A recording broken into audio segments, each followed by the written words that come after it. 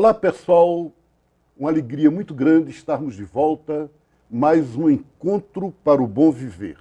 Hoje nós temos conosco dois amigos, Ruiter Duarte e Moisés Sampaio. Ambos são cineastas e formam parte de uma equipe importante que ligam cinema a toda a promoção social. Quer dizer, cinema e engajamento social. Como é que é isso? A ideia surgiu de... Sempre me incomodou a história do cinema não chegar a todo mundo, né? Se a gente faz filme, a gente quer que a maior número de pessoas assistam esse filme. Então a gente criou um movimento livre de cinema que a gente, junto com o apoio das empresas, faz uma distribuição gratuita dos DVDs. A gente fez 2 trabalhos que foram distribuídos 3.000 cópias de cada um, o Menino Diamantino, que fala a vida do poeta Nicolas Berry, e o Meia Boca Band, que conta a vida do João Filho, um saxofonista de rua em Brasília, que a ideia dele é levar a arte para a rua, não importa se vai ganhar, se não, o negócio dele é tocar e fazer a diferença. Ruiter, e você fez vários trabalhos já nesse sentido? Já nesse sentido, assim, da distribuição gratuita, são esses 2 e o que a gente um longa-metragem que a gente está finalizando ele agora. Vamos conversar sobre ele depois. Moisés, e essa história de fazer cinemas, vocês se juntaram, se uniram como? Foi durante a pós-graduação. A gente se encontrou ambos buscando melhor qualidade profissional nos trabalhos. A gente se encontrou para fazer a pós-graduação e, de imediato, assim, a turma da pós-graduação não se formou. A gente foi na primeira aula, aí as únicas 2 pessoas que deu na turma de pós-graduação de audiovisual foi eu e o Rui. E desde o primeiro momento a gente começou a conversar sobre os projetos e sentiu firmeza realmente na parceria para desenvolver produtos, porque infelizmente essa área é muita promessa e pouca ação. Mas Moisés, para isso vocês têm que ter se apaixonado pelo cinema já bem mais cedo. Isso com certeza. Tudo é movido pela paixão da arte em si. Mesmo o cinema, digamos assim, o cinemão comercial, né? Que filmes marcaram mais você? Acho que, além da parte documental, que eu acho que é extremamente importante, porque é algo que retrata... Passa pouco no cinema comercial, é raríssimo.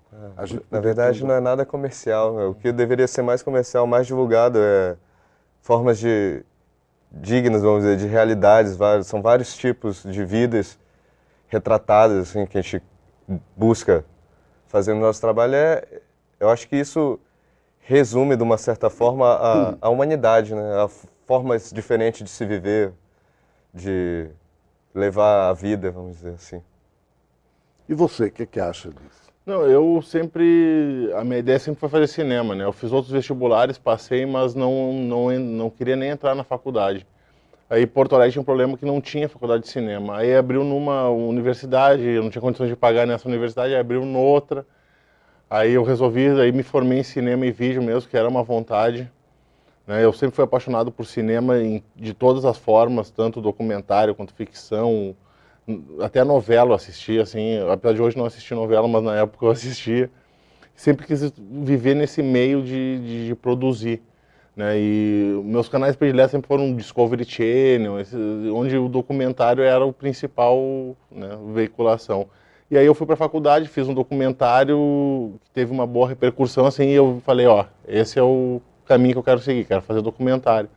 Aí vim para Brasília, conheci o Moisés lá na pós, né, a gente começou a trabalhar, fazer alguns documentários aqui em Brasília. Eu sempre achei que o documentário é a melhor forma de retratar a realidade mesmo, assim, né? Eu tento interferir o mínimo possível nos meus documentários. Sempre tem interferência, porque a gente sabe, né, que o enquadramento faz diferença, as perguntas que eu faço fazem diferença na hora do documentário, mas eu tento ser o mais imparcial possível, interferir o mínimo possível dentro do documentário para mostrar a realidade. Aqui no Brasil, infelizmente, a gente não tem esse reconhecimento ainda, né? Mas é um trabalho que alguém tem que fazer esse trabalho para chegar, né? Os documentários são sempre curta-metragens ou Ou tem alguns média? Ou Não, a gente tem, com o que eu trabalhei com o Moisés, a gente tem 3 curta-metragens e 2 longas. O primeiro que a gente fez foi um longa, né? O primeiro trabalho que a gente se uniu para fazer foi um longa-metragem. É muito caro? O investimento inicial é equipamento, não é nada barato, né? Fazer uma ilha de edição para uma câmera, microfone, lapela, esse tipo de coisa assim, tem um custo inicial. Mas depois que adquire o equipamento, não chega a E ser tão vocês caro. conseguem fazer isso independentemente ou tem que procurar patrocinadores? Não, o independente que a gente fala é o que não depende de dinheiro do governo ou não está vinculado a uma grande produtora. A gente faz independente, porque é só nós dois e a gente faz todo o trabalho. Agora, recentemente, o Rafael Camargo, que se formou comigo em Porto Alegre, veio morar aqui, que pegou a produção executiva, que era uma parte que a gente tinha uma falha, assim, porque eu faço o roteiro, a direção e a produção, e o Moisés fica com a fotografia, o som e a edição, então a gente dividia dessa forma. E a parte executiva a gente não tinha ninguém que fazia, e o Rafael chegou agora para fazer essa parte executiva. Mas geralmente é só nós dois trabalhamos, assim.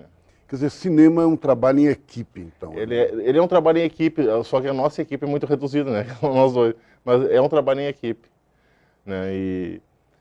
E assim, uma das coisas que ele já comentou aqui, que no meio tem muita promessa. A gente fala, vamos fazer um filme. O cara, tá, me liga. Esse me liga, a gente já sabe que não vai acontecer. Não vai acontecer. E eu sou um cara muito impaciente, eu não tenho paciência de esperar. E isso também é porque eu não pego dinheiro governamental. Para conseguir um patrocínio governamental, demora muito. Então a gente conta com a ajuda de empresas. O do Nicolas Berry, o do João, né, o Meia Boca Bem de Menino Diamantino, as empresas deram dinheiro. A gente conseguiu fazer as cópias, pagar a equipe, né, porque esse tempo o pessoal acha que não deve pagar por esse tempo.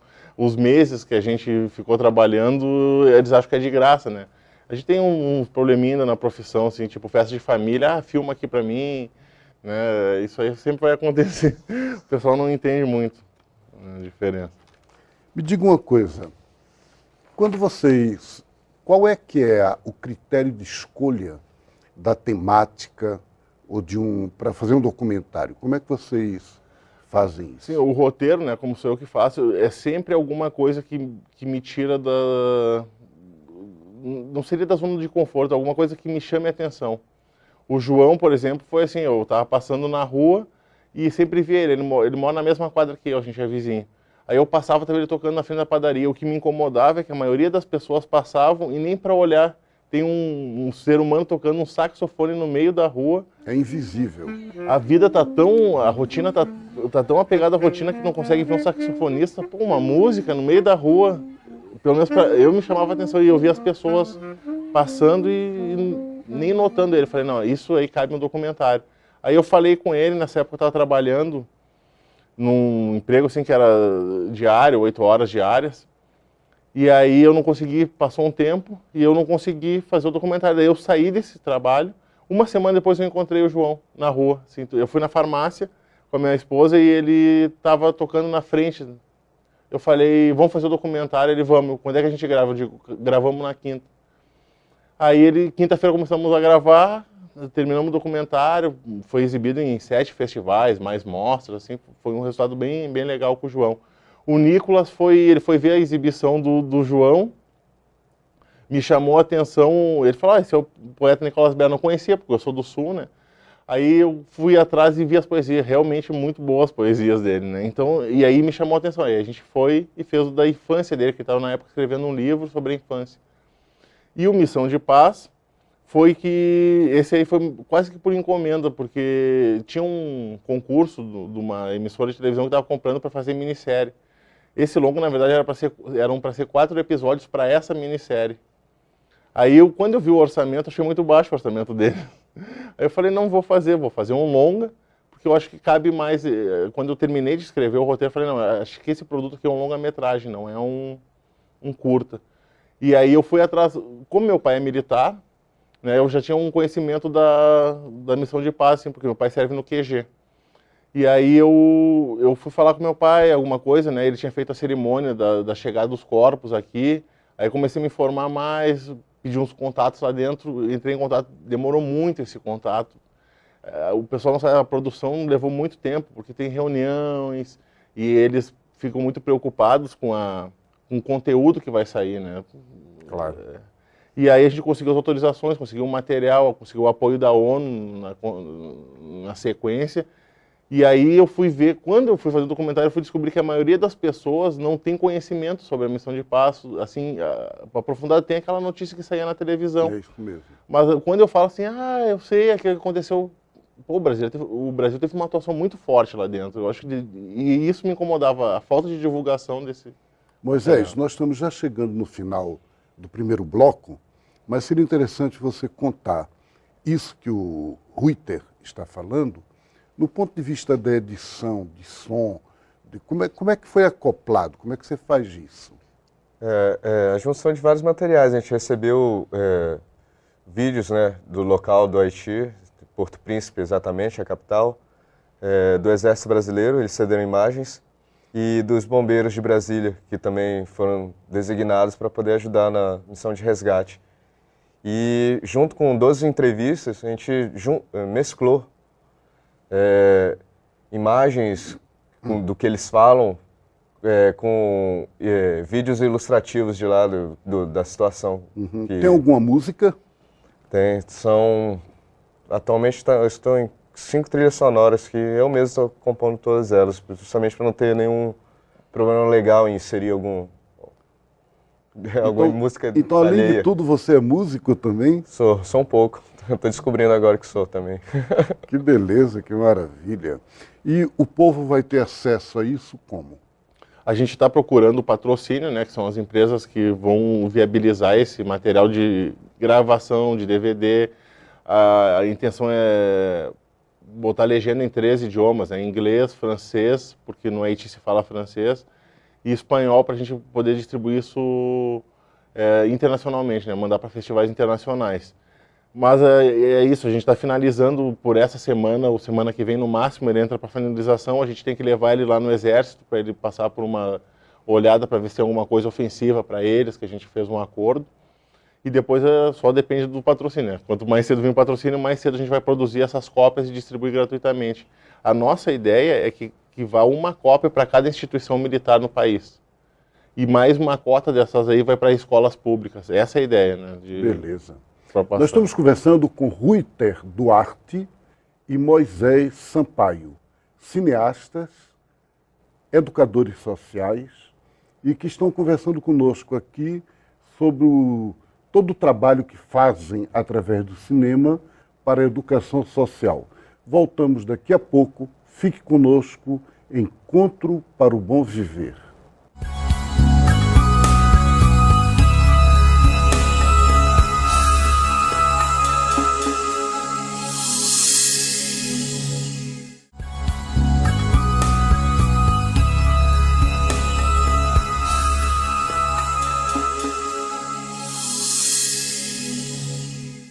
Olá pessoal, estamos de volta a mais um Encontro para o Bom Viver. Hoje, com alegria muito grande de ter conosco Ruyter Duarte e Moisés Sampaio. São cineastas e educadores sociais. Ruyter, vocês estão fazendo agora o documentário sobre a missão de paz dos brasileiros no Haiti. Eu vou perguntar uma coisa muito que toca num ponto delicado. O Haiti é um país que foi explorado de todas as maneiras. É o primeiro país que foi independente na América toda, em todas as Américas. Foi uma revolução de libertação dos escravos negros, antes do Brasil, antes de todos os outros países, e desde então ele sofre contínua colonização. E o terremoto foi um acidente horrível, uma tragédia, mas que foi dentro de um contexto. O filme de vocês mostra isso que está por trás. Por que o terremoto aconteceu um terremoto terrível no Japão? E alguns meses depois o país estava inteiramente restabelecido. O terremoto no Haiti é uma tragédia até hoje. O filme de vocês mostra isso? A gente dá uma leve passada, assim, no por que a Força de Paz esteve lá. A Força de Paz esteve por um conflito social e civil dentro do país. A gente fala brevemente, só para ilustrar por que o Exército teve, as Nações Unidas têm que intervir lá. As Nações Unidas, né, intervêm num país quando realmente esse país não consegue se manter. Não consegue manter a paz, não consegue manter a alimentação do povo, não consegue emprego. Aí as Nações Unidas entram. E o Exército foi nessa missão. Mas o foco mesmo é o terremoto, né? Apesar de, assim, ó, é uma história triste, o terremoto muito triste, as cenas são bem pesadas, assim, a gente tem imagens do momento que aconteceu o terremoto, aquela nuvem de poeira, no meio de uma nuvem saiu uma senhora toda suja de cinzas. Assim, ó, mas o que a gente tenta mostrar mesmo é a atuação do ser humano. Porque cada militar daqueles ali tem uma família. E o abalo foi em todos ali, né? Eles perderam companheiros e mesmo assim eles tiveram que trabalhar. Tem cenas que eles contam assim, do empilhamento de corpos na frente da base, que a gente vê que é muito pesado para eles se emocionam muito. Eles falaram que durante o terremoto, enquanto estavam lá, não teve esse tempo de emoção. Foi porque deu o terremoto e eles já começaram a ter que trabalhar. E o trabalho se prolongava e não parava, assim, eles falaram que a demanda era muito grande.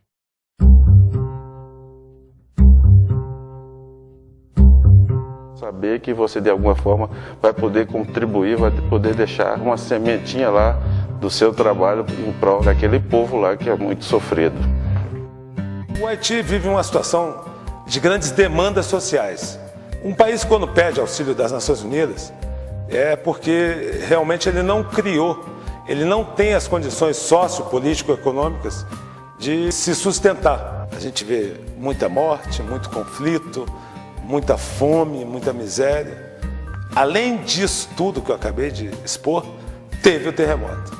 Vocês filmaram um documentário sobre o terremoto e a missão de paz imediatamente depois do terremoto, ou vocês contam um pouco o desenvolvimento dela até hoje? Não, a gente focou no terremoto, porque se a gente fosse contar toda a missão, era muito tempo. E aí a gente teria alguns gastos que não teria como a produção independente fazer, que era ir ao Haiti. Como era um evento que já tinha acontecido, então a gente não precisou gravar, pegou essas imagens da época. Então, o foco é o terremoto. Então vocês não foram ao Haiti? Não, não fomos. Certo. Mas a gente vai. Vai para mostrar o filme? Essa é a ideia, ir lá para mostrar o filme. Mas como essas imagens a gente não teria como captar, né? Porque já tinham acontecido, já tinham sido captadas, então a gente não precisou ir ao Haiti. Né? Quando vocês chamam o filme Missão de Paz, vocês estão abordando especificamente a atuação do Brasil no Haiti. Porque houve outros países, que participaram dessa grande missão. Sim. Como é isso, Moisés? Não, eles são mencionados no filme, porque na verdade foi o Brasil, ele era responsável por Porto Príncipe. E Porto Príncipe, no Haiti, concentra a maior parte da população, comércio, indústria lá que eles tinham.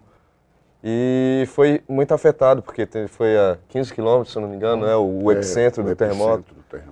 E a maior responsabilidade ficou com o Brasil. A gente recebeu auxílio do mundo inteiro, eles mencionam, só que coordenar tudo isso ficou com o Brasil e, lógico, em junção com a MINUSTAH, a ONU, que passou essa tarefa, vamos dizer, que ninguém sabia a proporção que ia se tornar, né? Eles foram para uma missão e acabaram recebendo uma outra, que até hoje está... Essa missão de paz, ela é uma missão militar, não é? Como vocês falaram. E certamente, dentro do contexto do país e da época, não tinha outro jeito. Mas essa missão também envolve uma missão humanitária, médica, educadores. O filme aborda isso? Não. Não. A gente fala assim porque os entrevistados eles vão falando que é um país muito pobre, da falta de infraestrutura, isso aí eles falam, acaba abordando antes do terremoto, né? Eles contam por que foram lá, qual era o trabalho deles lá antes do terremoto e depois, né? Então, e aí essa parte é abordada, assim, mas não é o foco, aparece. O foco é mesmo o serviço militar de proteção. Na verdade, acaba se tornando, depois do terremoto, uma forma... Uma até missão antes, humanitária. Uma missão humanitária, uma forma inteligente mesmo se utilizar uma força armada, um exército. Não para destruir, mas sim para construir, para reconstruir um país. Certo. E ajudar, lógico, quando precisa, como no caso do terremoto, salvando vidas, dando, vamos dizer, uma certa segurança para a população, que eu imagino que se não fosse o exército brasileiro ou dos outros países, seria bem pior, né? Porque foi uma tragédia, né? No outro documentário que a gente fez, que é o Fogo do Cachimbo, que é um documentário, um longa sobre a atuação dos pracinhas brasileiros na Segunda Guerra Mundial. E lá todos eles falam que o militar brasileiro é um militar diferenciado. Quando os alemães preferiam se entregar para os brasileiros do que para os americanos, porque depois da luta, quando o brasileiro pegava, o brasileiro é mais humano. E aí isso aconteceu no Haiti. A empatia do povo com o exército foi muito grande por o brasileiro o brasileiro sabe receber, né? Sabe tratar bem as pessoas, ele tem um coração muito bom, e isso aconteceu lá no Haiti. O exército brasileiro sempre foi muito bem visto lá pelo não se sentir, porque é uma agressão ao país, uma força estrangeira, é uma agressão. Essa agressão foi atenuada pela atuação do exército brasileiro, né, que soube lidar com a situação. E a gente entrevistou o embaixador do Haiti para essas entrevistas, e como todo povo quer, eles querem a liberdade, eles querem chegar ao ponto de não precisar mais da ONU. Não precisar assim, de uma intervenção lá, eles querem que o Haiti siga sozinho, né? E eu acho que isso tá perto de acontecer. Eles têm noção da responsabilidade deles com o país deles também, assim. Eles sabem que estão passando um momento difícil, mas têm a esperança de ser responsável, só os haitianos serem responsáveis pelo Haiti. Pois é, essa perspectiva é a perspectiva de todos os países, de todos os povos, de libertação, de autonomia e integração. E o filme de vocês certamente contribuirá muito com essa dimensão da integração latino-americana e do Caribe. E hoje tem todo um movimento, né? Até se chama bolivarianismo, o movimento que retoma o sonho de Simão Bolívar para integrar a América Latina inteira. O filme de vocês colabora com isso? Mostra de alguma maneira isso? Eu acho que de alguma maneira mostra, né? Porque é uma união de dois países da América Latina, né? O Brasil numa ajuda ao Haiti. Eu acho muito justo essas ajudas, né? Eu vejo gente falando, o governo brasileiro ajuda todo mundo e não ajuda a gente próprio, mas a gente não está na situação, a situação deles é muito pior que a nossa. Pior. Sabe? Então, é que nem assim a gente vê um ser humano passando mal e não vai ajudar. Não, a ajuda é necessária. O Brasil ainda é a potência da América Latina e o Brasil assumiu essa liderança e acho que vai ficar nessa liderança por muito tempo. Então, quando a gente está na liderança, ajuda quem está na volta. Né? É o pobre ajudando o pobre, né? Às vezes é mais fácil o pobre ajudar o pobre do que o rico ajudar o pobre. Porque ele já compreende um pouco da situação. Eu diria o remediado ajudando o pobre, né? Porque o Brasil está remediado hoje e o Haiti realmente está pobre. É isso mesmo. Nós estamos chegando no final do nosso programa. A gente poderia conversar muito mais, há assunto para muito mais tempo, mas a gente não tem, o tempo é assim. E eu gostaria que ambos pudessem deixar uma breve mensagem para os telespectadores sobre cinema e ação social. Olha, eu diria o seguinte, o cinema é um formador de opinião ainda. A gente no Brasil tem alguns problemas com o cinema, mas que eu acredito que ainda a gente vai vencer.